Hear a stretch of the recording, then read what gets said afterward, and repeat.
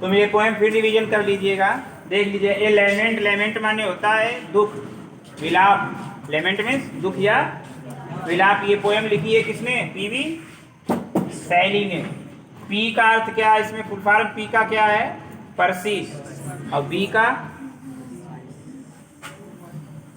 है बाईसे, शैली तो शैली। इनका जन्म कब हुआ था? 1792। और मृत्यु कब हुई? 29 साल का जीवन, लेकिन संसार में इनका नाम अमर है। किसकी बदौलत? शब्दांश की बदौलत, काव्यांश की बदौलत, और कुछ ऐसा लिख गए।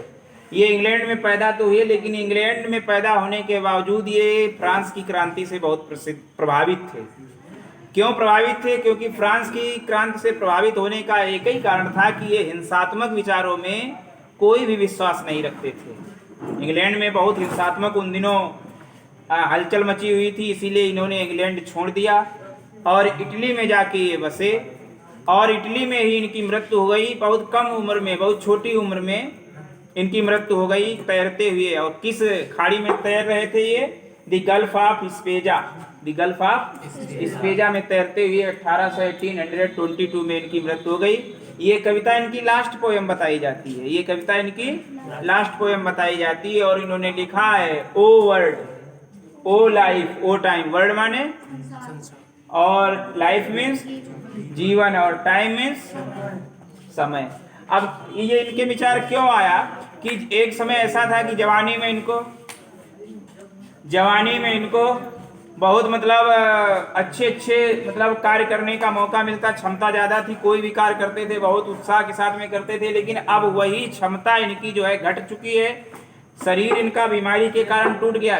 एज ज़्यादा नहीं, 29-30 साल को एज ज़्यादा होती है, लेकिन बीमारी के कारण इनका शरीर टूट गया है, सामर्थ्यहीन हो गया है। अब ये याद करते हैं, अब तुम लोग भी याद करोगे, जब मतलब एज जो है वो हो जाएगी, तब तुम लोग याद करोगे, अरे क्या वक्त था, ऐसा करते थे, वैसा करते थे। वही चीज कह रहे हैं, अरे संसार, अरे जीवन, अरे वक्त, ये सब समय समय की बात है।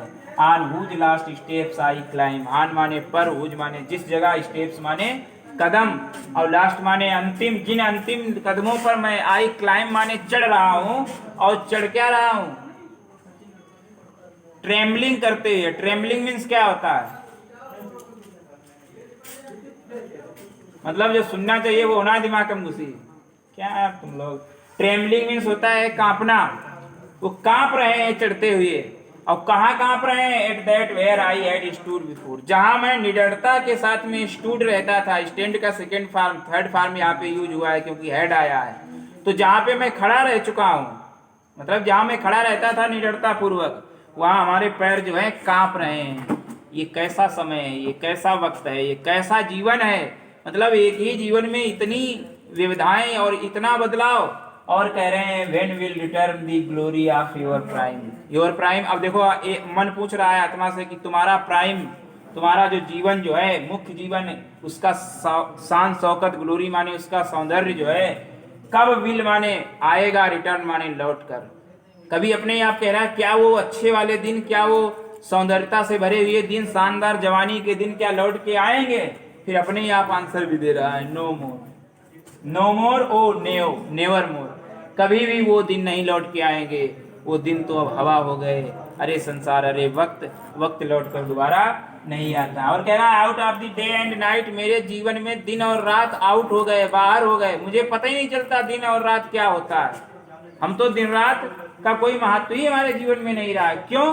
क्योंकि पहले हम दिन रात का महत्व इसलिए समझते थे कि रात को खूब झक्कास सोते थे, कोई व्यवधान था नहीं। अब रातों को हमें नींद नहीं आती है, किसी की याद में नहीं, हमें कष्ट है, इतनी बीमारियां हैं कि रात को नींद नहीं आती है। और दिन भी हमारे लिए कोई महत्व नहीं रखता। तो दिन रात सब एक जैसे हो गए, अर्थात मेरे जीवन से दिन और रात गायब हो गए। A joy has taken flight. और हमारे जीवन से जॉय माने आनंद, फ्लाइट माने उड़ गया।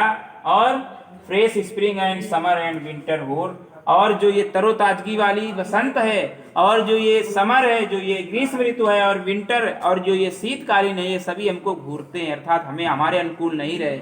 जवानी में हमें गर्मी में भी बड़ा मजा आता था, तालाबों में नहाते थे, खूब बढ़िया बढ़िया इधर उधर दौड़ते थे। शीत ऋतु में खूब कोहरे में घूमते थे, बड़ा आनंद देते थे। और फ्रेश स्प्रिंग और तरोताजगी से भरा हुआ बसंत हमारे जीवन को और भी गौरवान्वित कर देता था और भी मौज मस्ती से भर देता था। लेकिन जब सामर्थ्य शरीर नहीं रही तब ये सारी ऋतुएं भी हमारे अंदर क्या भरती हैं, मुंह माने मोड़ती हैं, अर्थात क्या वो मोड़ती हैं, किसकी ओर, माई फेंट, मुरझा जाता है जब ये ऋतुएं आती हैं। देखो गर्मी, जब जवानी में सभी ऋतुएं आनंद देती, लेकिन बुढ़ापे में गर्मी ज़्यादा लगेगी, सर्दी में सर्दी ज़्यादा लगेगी और कोई भी ऋतु तुम्हारे लिए आनंददायी नहीं होगी।